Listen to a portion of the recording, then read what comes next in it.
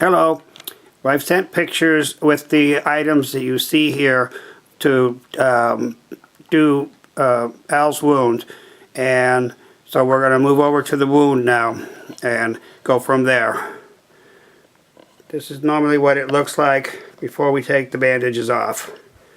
And so I put on, in this case, I put on 2 gloves, and I have a plastic bag that I put stuff in as I go. So I'm going to put 2 gloves on.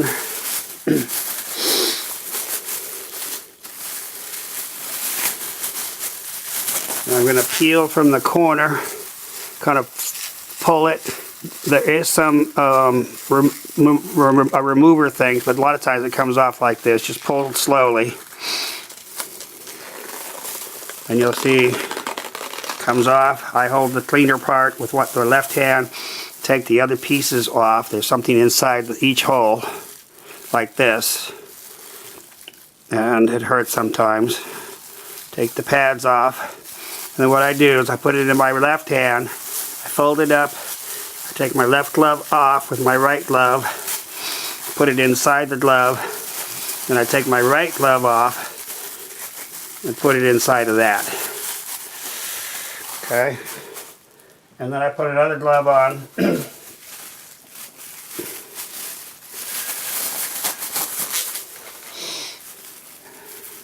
And actually I should have used the gauze to clean up the little bit of mess that's left in there very carefully. But this is just a preliminary. So I would normally do this before I take it off. I don't know if you can see, but the hole is fairly small. And when it has a lot of poofy around the lips, it's time to burn it on the burning sticks. And we'll go through that today because it has been starting to close up a bit. So, but before we do that, we put on some lidocaine. Change my glove again after I do that one. Like I said, normally I wouldn't take my first gloves off. This is the lidocaine. And it's easy to I don't have a fresh one, but you take off the end caps and screw on the plunger, and then take the yellow cap off, take a Q-tip, and then like a syringe, just a little bit, don't touch it with them, but use the Q-tip to move it around, but just right around the lip, like this. It hurts, I know it hurts. And then inside, because we're going to burn that, but also inside the other hole.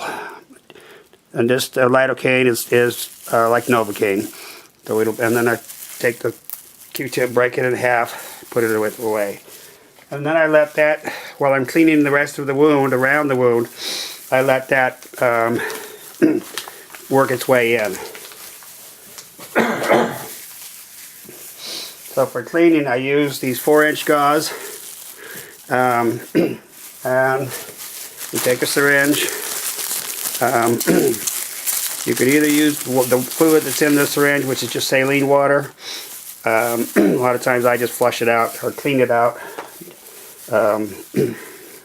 So, a couple gauze, spray into the belly, just around, or go around, to clean up all the residual that is around the wounds. And this is just the first pass. This is what I call the dirty clean. And then there's a couple of secondary cleans we'll go ahead and do in a second. So that's that. Throw it away. I pull these down a bit. Then I take the rest of the gauze, and I use this Dakin. I don't know what the bottle you have looks like, but I know what it is. I put it in these jars. And so I take my syringe that I just emptied the water out of, and I suck up a full syringe worth of the Dakin. It's kind of a weak bleach solution. And I'd use that for a better clean, and plus it helps with these odors, the smell a bit. So just spray it on, especially down where the bandage was, because that tends to cause itching, and he gets very itchy about about the bottom and on the sides especially. So a little bit extra effort, a couple different, hopefully I send enough of these, we can send some more. The gauze, just plain old gauze, non-sterile, like that. Remember, we still have to burn this, so we're just doing preliminaries while, or doing the cleaning while that is taking effect. And then I put the cap back on there, whatever's left over in there, or if it's finished, and I put it away. And the next thing I use is the Unisolv, and that's in order to clean any leftover adhesive around. I do the same pattern, just go around the edges like that, especially down at the bottom. Again, it helps with the itchy. He likes the itch being removed. Okay, like that. Fold it over, use the other side of it, and like that, and throw that away.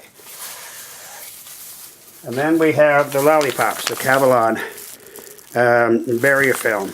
It serves two purposes. It protects the skin around the wound, and it also helps the adhesive stick on the tape. Okay, so and we do this one right around the wound, right next to it. Just especially around it while it's still wet. And then we go around the outer edges like that.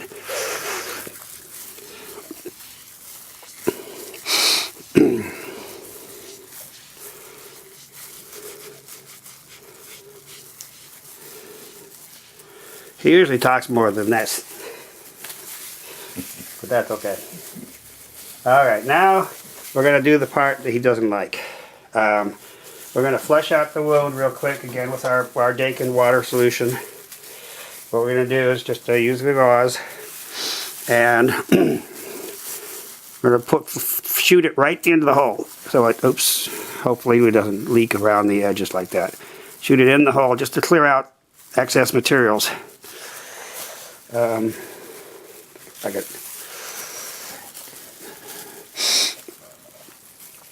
then we use a Q-tip and put a little edge, stuff it in the hole just a little bit. He'll cringe. And then it cleans the hole out. So the hole's pretty dry, and we're ready to burn it, to use the burning material on it. So what we do with that, that's this stuff. So we take 3 sticks, and I hold them so the tips are kind of uneven. And what I'm going to do is go around the inside where you see the excess skin, but all the way to the bottom. But don't push down. Only push to the sides and the top. So here we go, and they'll turn white as you're using them, and so will the skin. And it burns, especially around the edges. You've got to get that excess skin off.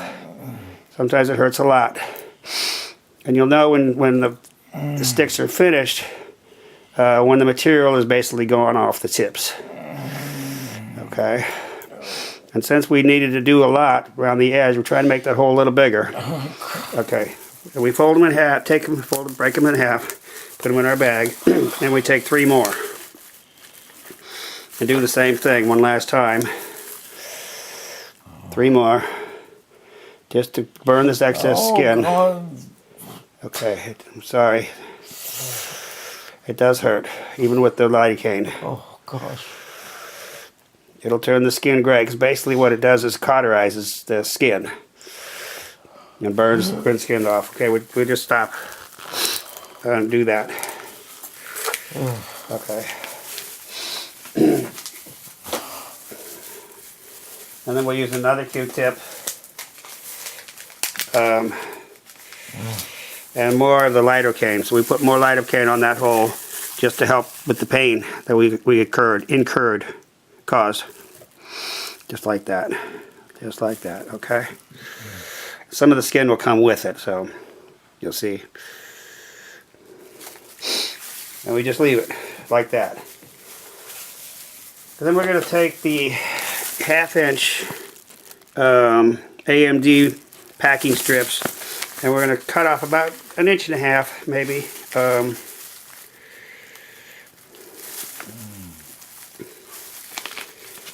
Off of this.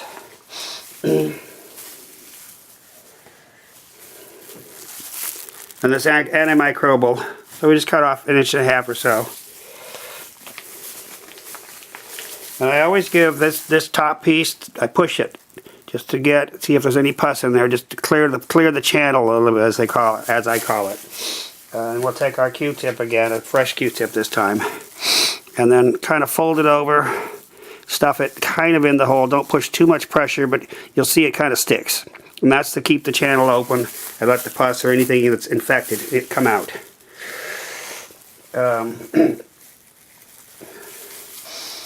On the bottom hole, we're going to take this Restore contact layer dressing, which looks like this, just a mesh. And we're going to cut along the short side, about 1 inch wide, a full strip, but then we're going to cut that strip in half. So there's the full strip. And then we're going to cut that strip in half and use half of it. And then we're going to take the 1 inch, doesn't focus right, the 1 inch strip, and we're going to cut about 8 inches of that, 6 to 8 inches of that to stuff in the bottom hole. What we're going to do, so we changed the procedure recently, is we're going to take the this material and we're going to take the film off the top and the bottom of this stuff, like that. We're going to fold this in fourths or fifths, and we'll just kind of wrap this other one around it, like to make it fairly tight. This other material is to help keep his skin from growing. And then we're going to take our Q-tip again. We're going to take this one, this looks like this, we're going to stuff it in the hole, and we're going to push down. Push down fairly strongly. I got to do it. Okay. This has got to fill the hole to keep it from growing and closing up. Oh gosh. I know I can't. It's not working. Not going in right. Oh gosh. All right. One more second. Okay. It's in. Sorry. The days you have to burn are the worst days because it hurts when you're doing it, and it's going to hurt a lot of times longer. Then you take this Metflex transfer material. I've already got one. No, I don't. Yeah, I already have one cut, partially. So you cut about 2 inches, 1.5 inches, make a square. And you're going to cover the hole very loosely. You're going to cover it, like just put it over. And I kind of alternate angle, diamond, square every other day. Kind of just fold it over that. Okay, that part is done.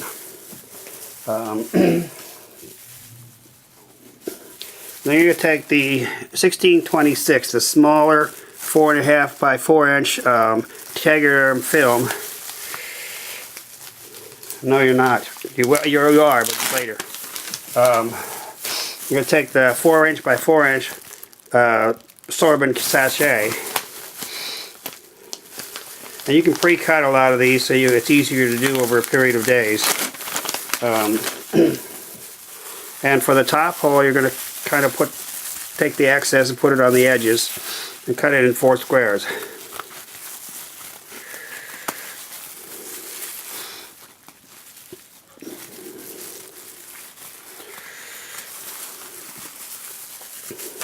So you have one square piece, and you're going to put the binding edge down like this, and so it's separated from the other material. Then you're going to take the Tegaderm film, the 4 inch by 4.5 inch, And you're going to cut it in half.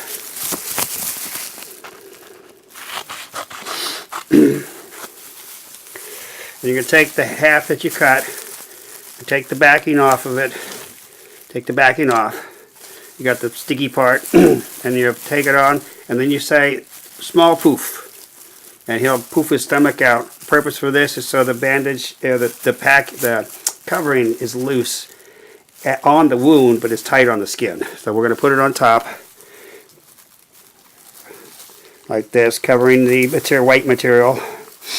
And we're going to, he's still poofing, so take this off, take the trim off, and then kind of pat it down and say, okay, and he'll release the stomach.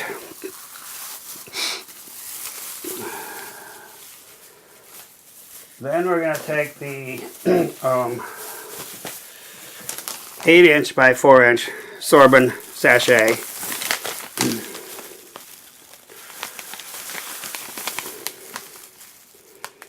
Once we've got it covered, I take my gloves off because it's so hard to work sometimes with the gloves on, especially when you're opening packages. You take this one, and you're going to cut off about an inch, maybe a little more than an inch off of it. You're going to take the piece that you cut off, and always, like on the other one too, the opened end should be away from the wound, and you're going to put it right next to that gray piece. Then you're going to take the other piece, the rest of it, and place it over the wound. It'll partially cover the other item as well, the other wound.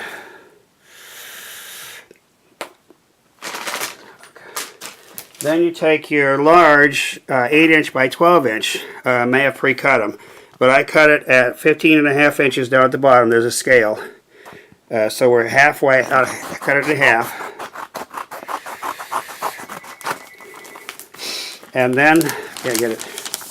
We're going to cut the corners. We'll be done soon. Cut the corners off, just so it's rounded. And you're going to say, then you're going to take the backing off of it. Take the backing off of it. And then you get ready to put it on. You say big poof. And this one you want to put it on really loose around the edges. So I'm going to put it down. And then what I'm going to do is kind of lightly, see how it bends? And it's not, I could put it on solid, but it hurts the stomach when you do that.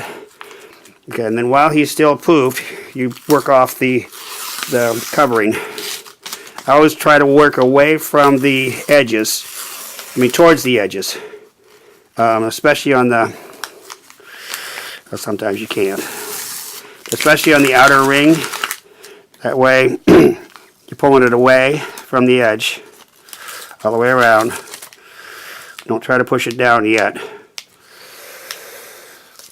There we go. Like that. Okay, he's still poofing, so time is the essence, and how long he can poof. Usually it's pretty long. Okay, and then you kind of push your fingers in to kind of keep it loose in the center, but secure on the edges. Now you can take a bath or a shower or anything with it once this is on. If there's any loose edges that aren't quite good enough, put another partial piece on there. And then you say, okay, we're done. And that's it. Any questions?